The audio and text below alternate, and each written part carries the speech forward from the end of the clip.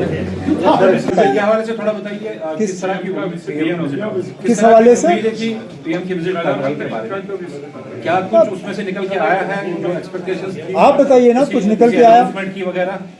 मुझे तो कुछ नया नजर नहीं आया, वही बातें और जो वहाँ लोग सुनना चाहते थे, खासकर रेस्टोरेशन ऑफ डेमोक्रेसी को लेके। मैं जानता हूँ कि वज़ीर आज़म खुद इलेक्शन का अनाउंस कर नहीं सकते हैं, इलेक्शन का अनाउंसमेंट जो है वो इलेक्शन कमीशन को करना होता है, लेकिन कम से कम वज़ीर आज़म से इतना ही कि जो 31 सितंबर का डेडलाइन सुप्रीम कोर्ट की तरफ से लगा हुआ है, उसको देखते हुए उससे पहले इलेक्शन होंगे, ये हम सुनना चाहते थे। Restoration of statehood, full statehood, not half या कोई और मॉडल, फुल स्टेटहुड, जितना हमसे लिया गया उतना हमें वापस चाहिए, उसके बारे में हम सुनना चाहते थे। बेरोज़गारों के लिए एक एम्प्लॉयमेंट स्कीम, एक एम्प्लॉयमेंट पैकेज, उसके बारे में सुनना चाहते थे। डेली वेजरों के रेगुलराइजेशन के बारे में हम सुनना चाहते थे। जो यहाँ पे बिजली की हालत जो दिन ब दिन और ज़्यादा ख़राब होती जा रही है, हम उस पर सुनना चाहते थे। उस पर भी वज़ीर आज़म साहब खामोश रहे। तो जो हम उम्मीद कर रहे थे, उम्मीद तो हमारी रह गई, और जो हमने सुना वही सुना जो इससे पहले सुनते आए हैं। जब अब वोटिंग की तारीख भी नजदीक आ रही है, नेशनल कॉन्फ्रेंस की तरफ से कब कैंडिडेट्स की लिस्ट सामने आएगी? जब हम पसंद करेंगे अनाउंस करना। हम ना आपके प्रोग्राम के मुताबिक ना किसी और के प्रोग्राम के मुताबिक अपने कैंडिडेट्स का ऐलान करेंगे। हालांकि अपनी जगह मैं आज मुतमईन हूँ कि मुझे पता है कि किसने कहाँ से लड़ना है, लेकिन ऐलान हम तब करेंगे जब हमें सूट करेगा। जहाँ तक रही बात, आपने कह ही दिया जो आप कहना चाहते थे कि पीडीपी आउट, ना, पीडीपी को हमने आउट नहीं किया, हालात ने पीडीपी को जो है इस इलेक्शन से आउट रखा। अब आप मुझे बताइए ना, आप साउथ कश्मीर की सीट आप बार बार पूछते हो कि साउथ कश्मीर की सीट पीडीपी को क्यों नहीं। मुझे बताइए ना, अब ये कहाँ की सियासत है कि जो पार्टी तीसरे नंबर पे आई इससे पहले वाले पार्लियामेंट इलेक्शन में, नंबर 1 पार्टी और नंबर 2 पार्टी दोनों अपना क्लेम छोड़ के तीसरे नंबर की पार्टी को वो सीट दे दें, और जिस सीट पे फिलहाल तो बीजेपी का कोई असर रसूख नजर नहीं आता।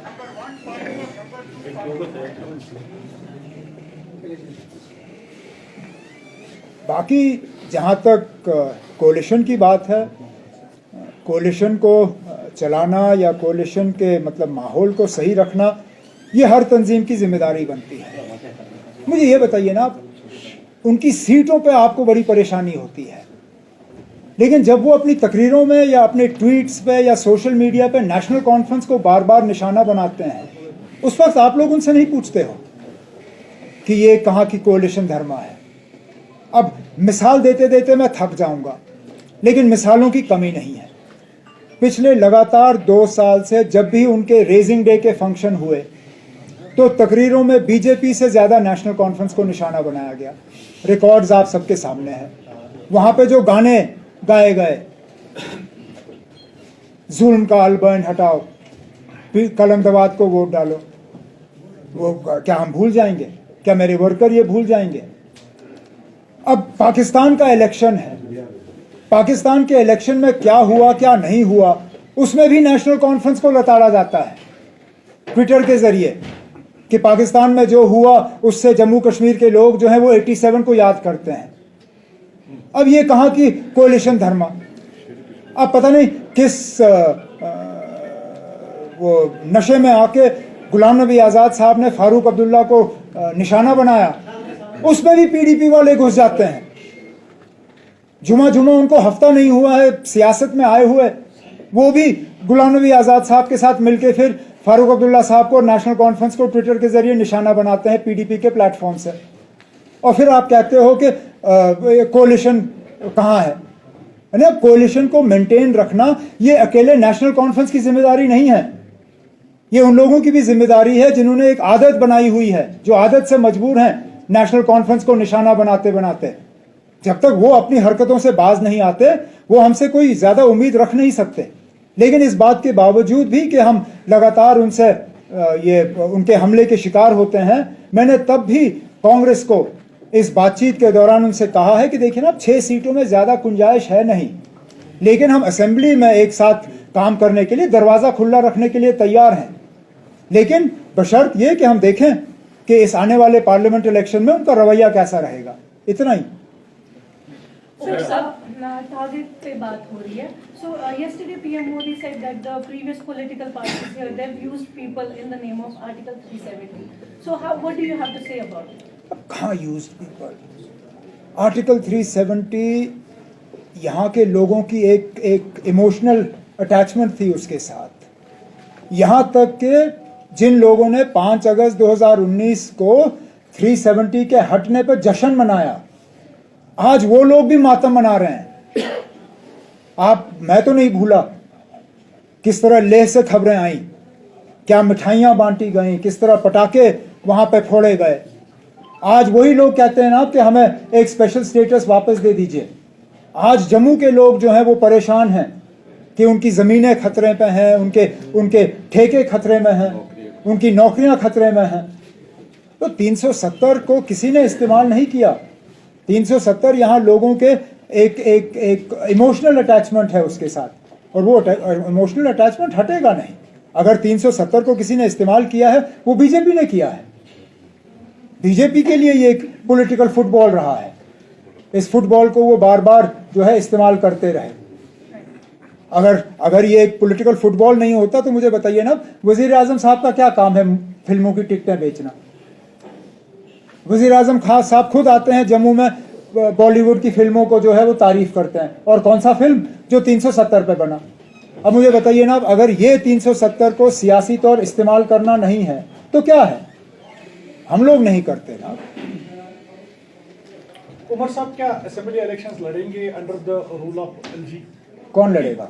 आप। मैं क्यों लड़ूंगा? मुझे एलजी वेलजी से कोई लेना देना। मैंने ये आप बार बार पूछते, मैंने आपसे कितनी बार कहा है, मुझे इस सिलसिले इन हालात में असेंबली इलेक्शन लड़ने का कोई शौक नहीं है। स्टेटहुड रेस्टोर करने के बाद लड़ेंगे या एलजी? वो मुझ पे छोड़िए। उमर साहब, जो अभी सीटें बची हुई है, क्या उन पर कोई डिबेट चल रहा है पार्टी में? कौन से बचे हुए हैं? जो जम्मू और लद्दाख की सीटें अभी जो बची हैं, 3 का तो क्लियर हो गया है, अभी जो 3 बची हुई है, क्या कांग्रेस के साथ अलायंस अभी होगा? कांग्रेस के साथ बातचीत हमने की हुई है।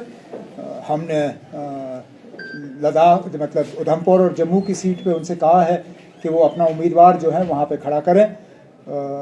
हमने लद्दाख जो लेह करगिल वाली सीट है उस पर भी उनसे कहा हुआ है कि हम वो सीट जो है उस पर हम नेशनल कॉन्फ्रेंस का उम्मीदवार जो है खड़ा नहीं करेंगे, और हमारी कोशिश सबकी यही रहनी चाहिए कि कोई ऐसा कंसेंसस कैंडिडेट वहाँ पे हम सब मिल के निकालें जो कि बीजेपी से वो सीट जो है वापस लेने में कामयाब हो सके। यहाँ तक कि मैं आपसे शेयर करूँ कि अनंतनाग की सीट पे भी हम कोई ज़ोर ज़बरदस्ती नहीं कर रहे थे।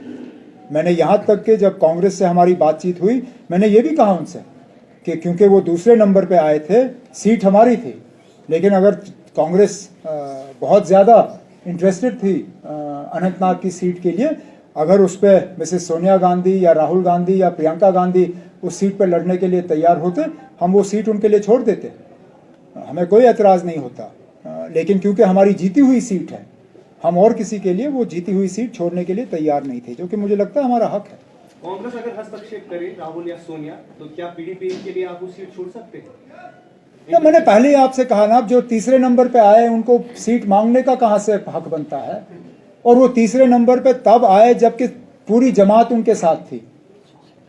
आज जिन्होंने उनको तीसरे नंबर पे लाया, उनमें से कितने लोग आज पीडीपी में हैं?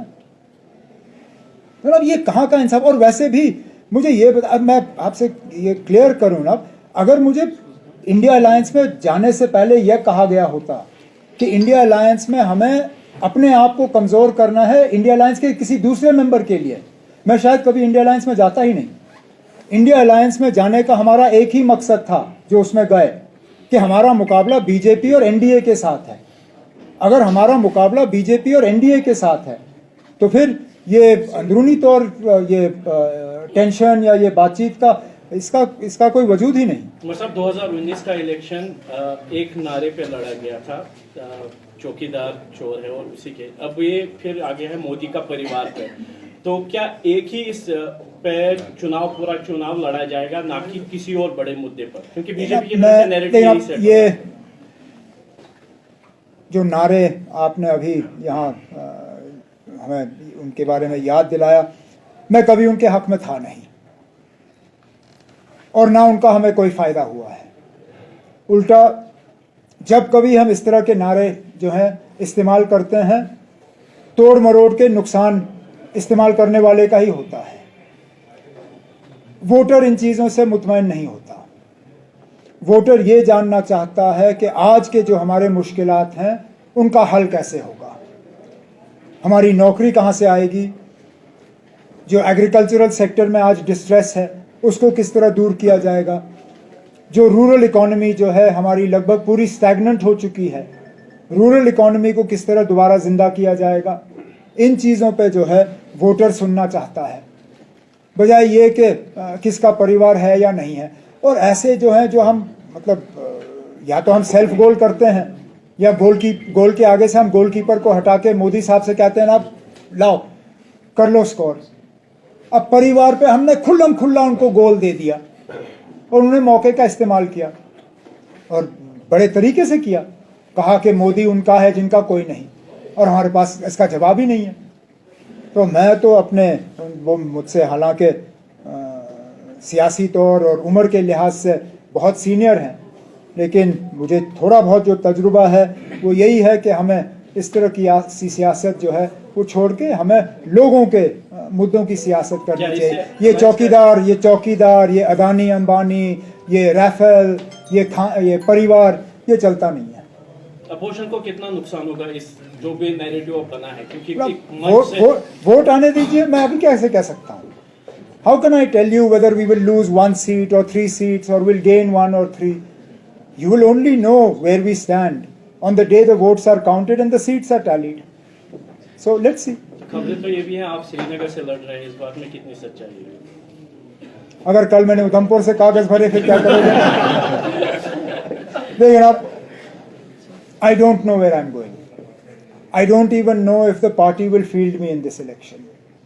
The party is at this point in time engaged in discussion with our own colleagues to see the most suitable and most appropriate candidates for each seat. When we are ready to announce whoever it may be, he or she, we will put all the candidates in front of you, then you can decide for yourself whether it was right or wrong.